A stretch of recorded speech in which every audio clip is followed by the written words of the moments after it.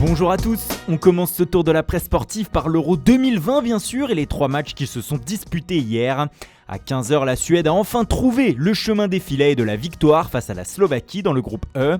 Succès 1-0 grâce à un penalty d'Emil Forsberg et un soulagement pour la presse suédoise ce matin. Une victoire tant attendue, s'exclame le Göteborg-Posten ce samedi. La Suède est désormais en tête de son groupe avant le match de l'Espagne face à la Pologne tout à l'heure à 21h.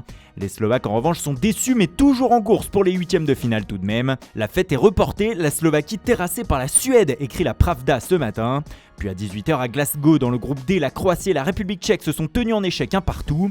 Un mauvais résultat surtout pour les Croates qui n'ont qu'un point dans cette poule avant la dernière journée. Mais la presse du pays, ici le Versenji List, veut voir le positif. Le but d'Ivan Perisic a permis de laisser les vice-champions du monde en vie, lâche le média. En revanche, en République tchèque, on salue le nouveau but de Patrick Schick, désormais meilleur buteur de l'Euro avec 3 buts, comme le signale DNES ce matin. Bon, on va pas vous mentir, les 3 matchs de ce vendredi à l'Euro n'ont pas été grandioses et la journée s'est conclue par un triste 0-0 à 21h entre l'Angleterre et l'Écosse à Wembley. Pas de but mais une grande fierté pour les Écossais ce matin d'avoir tenu en échec un des favoris de la compétition. L'orgueil de l'Écosse titre en grand le Daily Record ce matin. Les coéquipiers d'Andrew Robertson peuvent encore rêver aux huitièmes de finale avec ce point. Ils devront battre la Croatie mardi à Glasgow pour cela. En revanche, en Angleterre, de la déception d'avoir vu un match aussi pauvre de la part des Three Lions. Ces derniers sont tombés sur un mur bleu comme le résume le Guardian ce matin. Et puis la une qui nous a fait marrer ce samedi, c'est celle du Sun qui a donné une dimension politique à ce 0-0. Le célèbre tabloïd s'adresse à Nicola Sturgeon, la première ministre de l'Écosse, qui réclame depuis le Brexit un nouveau référendum sur l'indépendance du pays. L'Angleterre et l'Écosse ne peuvent pas être séparés, écrit le média. Sacré humour anglais. Revenons à des choses plus sérieuses et à l'analyse de ce match de la presse du pays.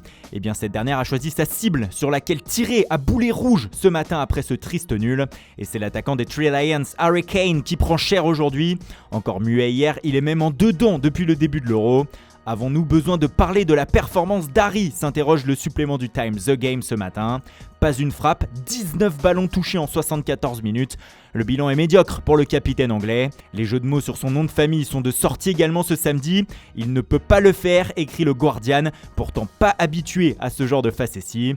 Le Daily Telegraph a vu un Kane en souffrance hier sur la pelouse de Wembley, alors que le supplément du Daily Mail The Verdict se demande « C'est tout ce que tu as Angleterre ?» Autrement dit, avec Kane, Sterling et Foden, tu n'as rien de mieux à proposer. Réaction attendue mardi contre la République tchèque. Allez, fin de cette page Euro pour le moment et quelques mots de mercato puisqu'apparemment vous aimez ça. En Angleterre, Tottenham se cherche toujours un nouveau coach et c'est la galère pour les Spurs qui peuvent au moins compter sur le Times pour leur donner des idées. Le journal britannique est allé interroger l'ancien attaquant allemand Jürgen Klinsmann et celui-ci, devenu entraîneur, a indiqué qu'il aimerait bien coacher le club londonien. De quoi en faire une piste sérieuse, on verra. En tout cas, une chose est sûre, c'est que le prochain entraîneur de Tottenham ne sera pas Gennaro Gattuso. Viré de la Fiorentina après seulement 3 semaines, le coach italien avait établi des contacts avec les Spurs. Mais face à la vindicte populaire venue des réseaux sociaux, les dirigeants du club du nord de Londres ont renoncé à cette piste, comme l'indique le Corriere dello Sport. Apparemment, Twitter influencerait certains dirigeants dans ce monde.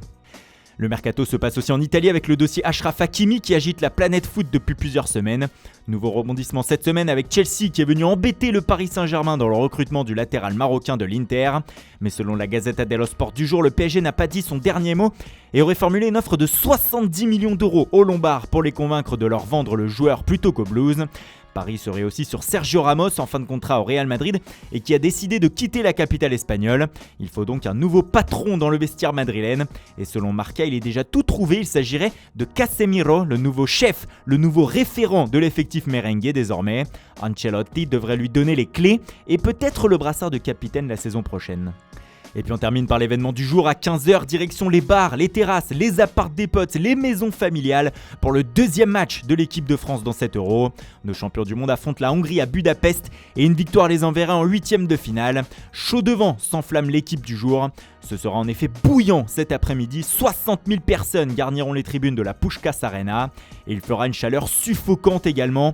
On attend des températures à plus de 30 degrés en plein après-midi. Nos bleus vont donc devoir climatiser tout cela et on espère que la lumière viendra du trio magique Griezmann, Benzema, Mbappé. On les attend à Budapest, écrit le Parisien. Rencontre à suivre bien sûr sur notre site.